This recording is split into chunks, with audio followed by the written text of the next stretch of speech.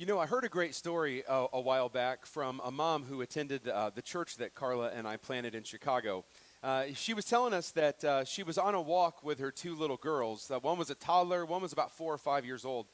And well, that's kind of normal. In Chicago, you kind of walk everywhere. And as they were walking around, she said that her toddler spotted something on the ground, and she reached down to pick it up. She picked it up, and she immediately went to put it in her mouth. And the mom did what any good mom would do, right? She snatched that thing out of her kid's hand, and she threw it away. And the toddler immediately started to pout, right? Like she had been horribly offended because mom saved her from putting that into her mouth. And what happened next I thought was pretty interesting. You see, the 4-year-old little girl, she thought, like, she's the big sister. She needs to protect her little sister. And so she looked at her mom and she said, "Mom, why did you take that from her?" Right? And the mom kind of looked at her for a moment and she said, well, honey, I took that from her because it's outside. It's on the ground. It's dirty. It probably has germs all over it. And the 4-year-old kind of looked sternly at her mom and she said, "Well, how do you know that, Mom?" And the mom looked back at her daughter and thought really quick, and she said, "Well, listen, honey, all moms know this stuff. It's actually on the mommy test. In fact, you have to know this stuff in order to pass the test. If you don't pass the test, you can't be a mommy." And the little girl, the 4-year-old, she seemed to be, satisfied with that answer, and they kept walking, and as they were walking, the mom kept looking down at her daughters, and she noticed the 4-year-old was kind of, she had a look on her face like she was really thinking really hard about something, really processing some information. And so finally the mom asked her, "Honey, what's going on? What are you thinking about?" And the little girl kind of looked at her mom for a moment. She stopped walking and she said, "So, Mom, does that mean if you don't pass the mommy test, you have to be a daddy?" The mom said, "Exactly, honey. That's what it means." Well, guys, happy Mother's Day, everybody. It's a great day to celebrate moms, isn't it? It's a great day to celebrate the women in our lives who make such a difference and such an impact for us. But you know what? Even though Mother's Day can be a day filled with so much joy and so much happiness, I know that Mother's Day can also be a day that honestly can be pretty hard for some of us. Some of us in this room, we don't have children, and it's not because we've chosen not to, and so Mother's Day can be a hard day.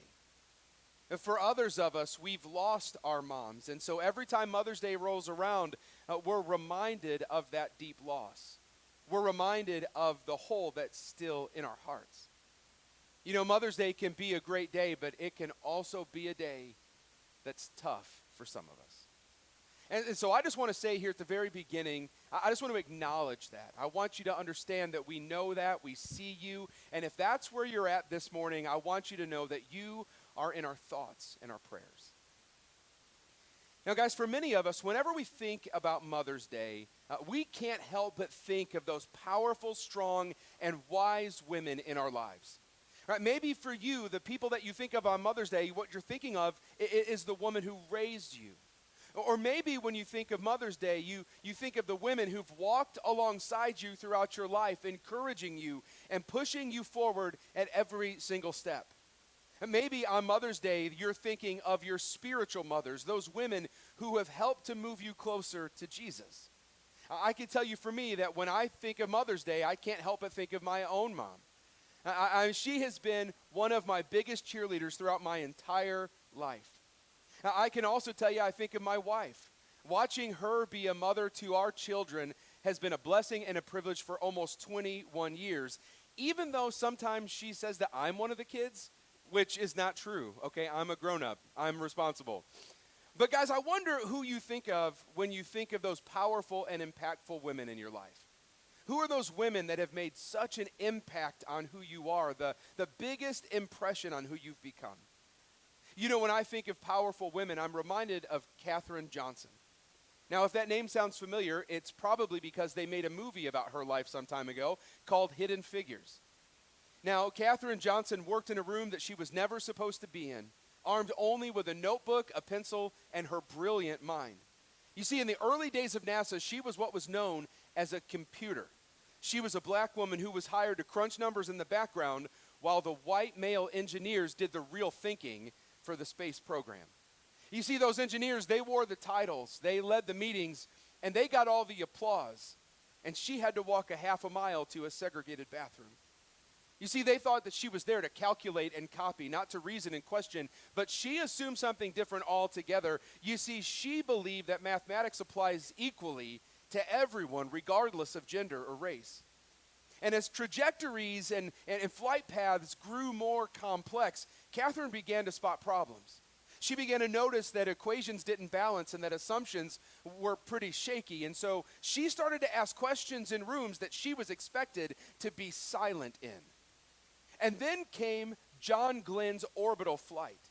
You see, for that mission to succeed, the capsule had to leave Earth and find its way back through this very narrow corridor for it to splash down safely in the ocean.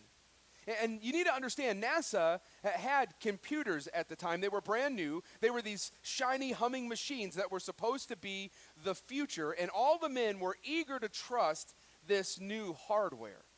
But Catherine knew what every good mathematician knows, that if the input is off, that the whole beautiful system can actually kill you.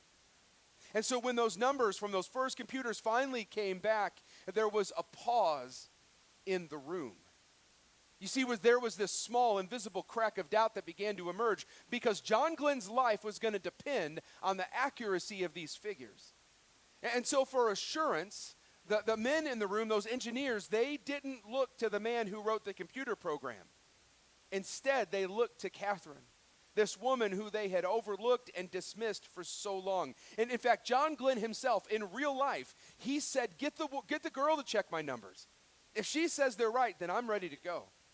You see, this astronaut that was getting ready to strap himself to a rocket refused to trust the machine or the men. Instead, he wanted Catherine to run the math. And so she did. Hour after hour, with nothing but a paper, a pencil, and her training, she traced the arc of a man's life all the way from launch back to splashdown. And when she handed the results, those numbers, back to the engineers, she wasn't just delivering data. She was placing quiet assurance into the hands of people who didn't believe in her, who had overlooked her. So John Glenn flew, he orbited, and then he came back home all without incident. You see, guys, history remembers the man and the rocket. But the woman in the back of the room, she's the one that made it possible. In a world that doubted her because she was a woman and because she was black, Katherine Johnson's mind, wisdom, and courage literally helped bring a man safely home from space. And you need to understand, she didn't win the day with sentiment. She won the day with truth, with wisdom. Carefully understood, courageously spoken, and relentlessly checked. Now, guys, the reason I tell you this story today is because that's exactly what can happen when a wise woman is treated as the full image bearer of God, as someone who can think and know and communicate important truths from God. But here's the thing. I want to ask you a question this morning that I want you to think about. If we can trust women like Katherine Johnson to calculate orbits in outer space, why is it that we so often struggle to trust gifted women whom God gives words that can strengthen, encourage, and comfort his people?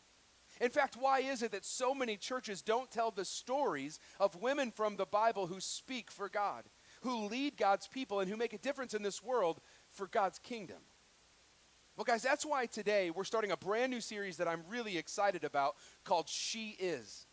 And throughout this series, we're going to journey through the Bible to explore and examine the lives of women who've played a vital role in God's plans here on earth. And what we're going to find is that these women's faith and courage and obedience to God have really, honestly shaped history, and they still inspire the church today. You see, throughout this series, we're going to explore the stories of women who really stepped up when it mattered the most. Women who were wise, brave, chosen, and faithful. And today, I get to talk to you about one of my favorite leaders in the entire Bible. In fact, she played a huge role in leading the nation of Israel and speaking to them on behalf of God. You see, her name was Deborah. Now, Deborah was her story is found in the Old Testament book of Judges in chapter 4. And this is how her story starts. It says, Deborah, a prophet, the wife of Lapidoth, was leading Israel at the time. Now, guys, I want to stop right here because already in this first verse, there's already a ton of stuff that we need to unpack. There's a ton of stuff that we need to talk about and make sure that we all understand. You see, the first thing we need to understand is what's happening in Israel at this point in history. Like, what's actually going on? Well, you see, when Israel kind of really started to form up as a nation, what you need to understand is it was governed by, led by, and cared for by God and God's prophet, a guy named Moses. And then once Moses died, Moses' apprentice, a guy named Joshua, took over, and he kind of led the nation. Now, if you know the story, you know that God led the Israelites to this place that he called the Promised Land. Right? It was the place that was going to be their home for the rest of time, but there was a catch. You see, this Promised Land, it was already occupied. Right? There were already people there who had built towns and houses and had already settled there. And so God was leading the Israelites to go in and conquer all of those people so that they could take control of the land. But after the death of Moses and then the death of Joshua, the Israelites started to kind of lose their way. They began to disobey God, and they started to veer off the course that God had set for them. And so God started to raise up judges to fix this problem. Right, to rectify this issue, he raised up these judges, and their responsibility was to bring people back towards God and also continue their efforts to take control of the Promised Land. And so what's remarkable about Deborah's story is that Deborah is called one of those judges. Now, in the story that we just read, the verse that we just read, not only is she a judge, it also says that she's a prophet. And that means that in Deborah, the role of inspired spokesperson for God and judicial and political leadership, it's combined in her life. Now, before we move on, there's a kind of a sidebar here that we need to talk about. It really is an important question that we need to answer, and that is, what is a prophet? Well, guys, listen, simply speaking, a prophet is someone who uniquely hears from God. Someone who has just a deep sensitivity towards God. And then what they do is whatever they hear from God, they communicate that message to the people that message was intended for. So they hear from God and they communicate. And so prophecy really involves those two parts. They receive a message from God, right? God discloses something to them. And then they take that disclosure and they communicate it to the people. You can think about it like preaching. Right? They preach that message to the people that God is talking to, whether it be the Israelites or the church or whoever. Now, here's the thing. You might be tempted to think that Deborah's story is an exception. Right? You might be tempted to think that Deborah is the exception of a female prophet in the Bible. And I want you to understand that I understand why you might think that. I'm not trying to throw shade on anybody here. Instead, I'm trying to understand trying to let you know that I understand why you might think that. It's easy for us to believe that she's the exception because churches so rarely tell the story of powerful and influential women in the Bible. But guys, the truth is far different than what we assume. You see, the truth is that God has always raised up women to speak for him. In fact, in the Old Testament alone, we find several examples of women who serve as prophets of God. There's Miriam, found in the book of Exodus. She's Moses' sister, and her prophetic role seems to focus on leading worship, celebrating God's salvation, and standing among the leaders that were active during the Exodus. Then, of course, there's Deborah from the book of Judges that we're going to talk about today. There was also a woman named Huldah from the book of 2 Kings. And what's interesting about her story is she was the prophet that the king of Israel at the time, a guy named Josiah, consulted, even though there were other prophets active at the time, both the prophet Jeremiah and the prophet Zephaniah. And then there is the prophet Isaiah's wife. Now, her name has been lost to history, but she is recorded as a prophet of God. And I need you to understand this. It's not just an Old Testament thing. In fact, we find female prophets in the New Testament. There's Anna, who was a prophet who lived in the temple district and devoted her life to fasting, prayer, and worship. And the cool thing about Anna is that she's one of the very first people, besides Mary and Joseph, who recognized the infant Jesus as the long-awaited Savior. And on top of that, Luke tells us in the book of Acts that one of Jesus' followers, a guy named Philip, actually had 4 daughters whom Acts tells us prophesied on God's behalf. Now, guys, the thing is, this list could go on and on and on. God has used women to speak on his behalf and lead his people for a very long time. So let's go back to Deborah's story. Remember, she is leading the Israelites. She's both a prophet and a judge. And what's interesting is she's leading the Israelites during a really perilous time in their history, a really dangerous time, because they are being oppressed by this ruthless and terrible enemy, a guy named King Jabin of the Canaanites, and his military commander, a guy named Sisera. They're terrible and ruthless guys. And so as Deborah is leading in her capacity as judge and prophet, God gives her a message. He tells her that he is going to come in and save the Israelites, rescue them from their oppression by these terrible guys. And so Deborah does what any good leader would do. She calls her military commander to come and meet with her. It's a guy named Barak.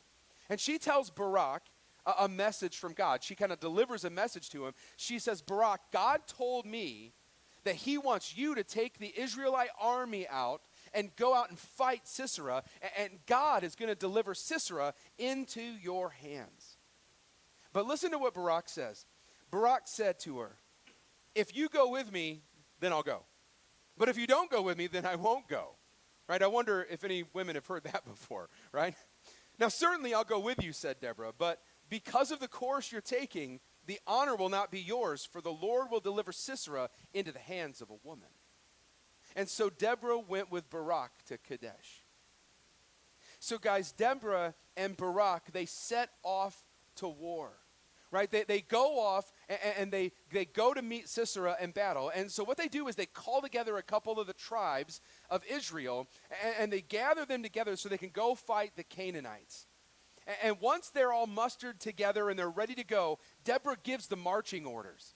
She says to Barak, go.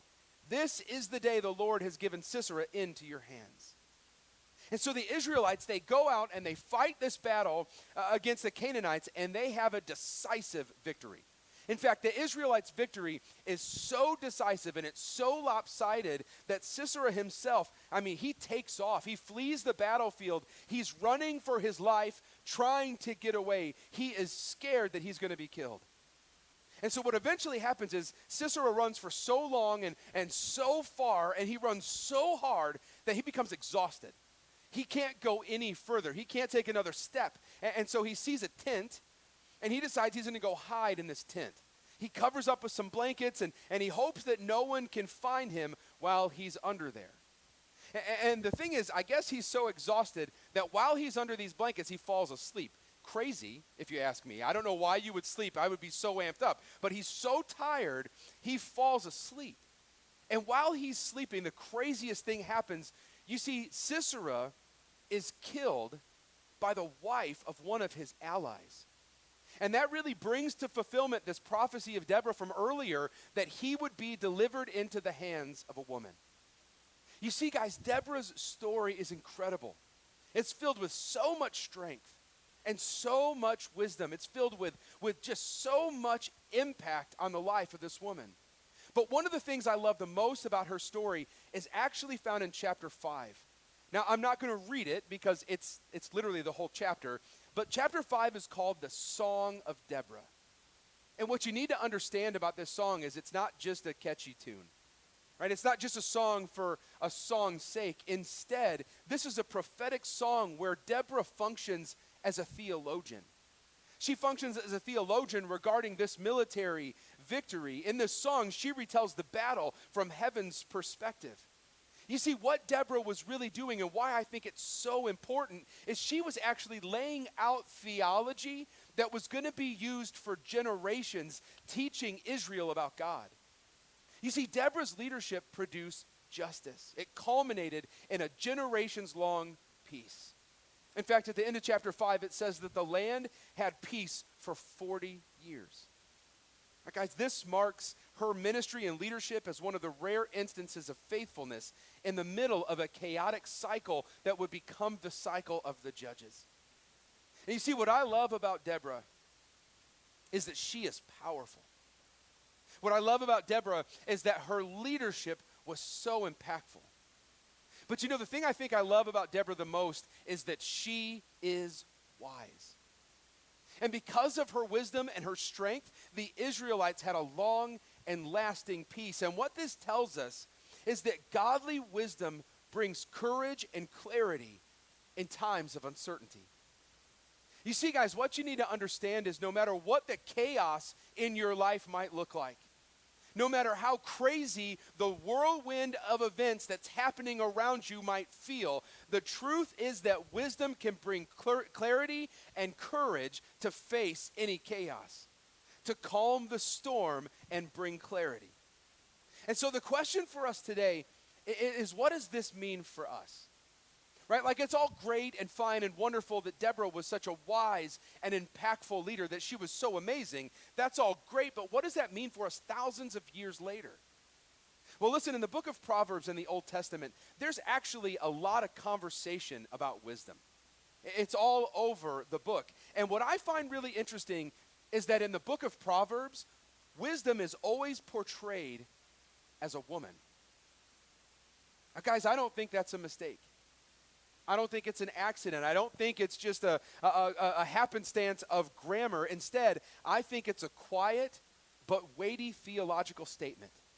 You see, in the book of Proverbs, Lady Wisdom is portrayed standing on the streets and at the city gates, calling and inviting and pleading for people to come to herself.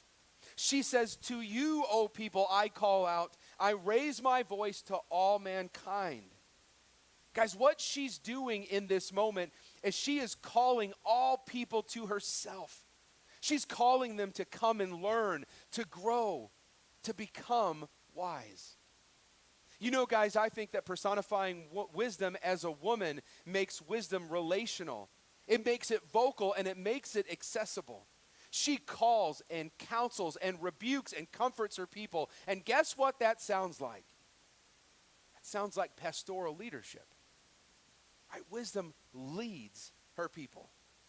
And the reason this matters to us, guys, is for far too long in the church, many women, just like Katherine Johnson back at NASA, have sat quietly in the back of the room and checked their numbers to themselves. You see, many women have felt God's leading in their lives. They've sensed dangers, both physical and spiritual. They've discerned next steps for their families and for the church, but for some reason, they've chosen to be silent. Guys, it should not be that way. You see, all of us in this room, we all know women who are brave and chosen and faithful and wise.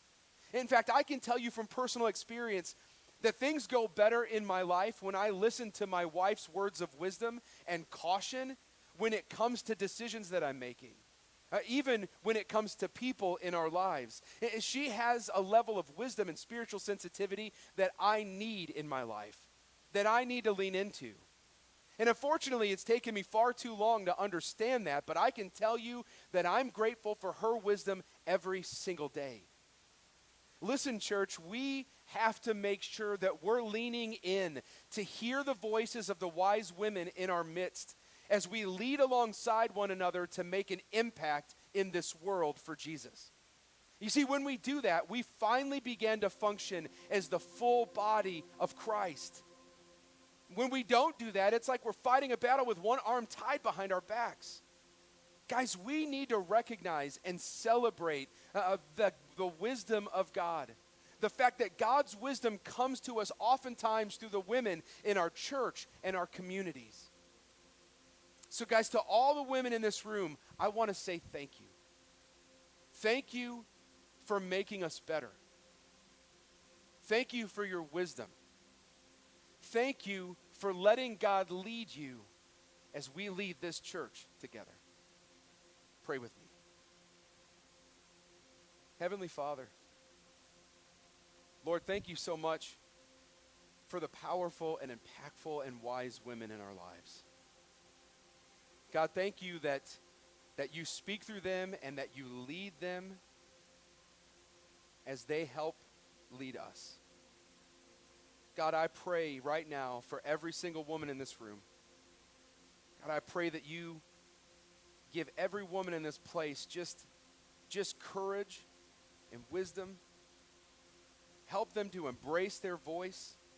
Help them to speak into moments that matter. and make us better. And God, for all of us in this place, God, I pray that you help us to lean in and listen. Help us to lean in and learn and grow and lead. God, thank you so much for Jesus. Thank you for the cross. In his name we pray.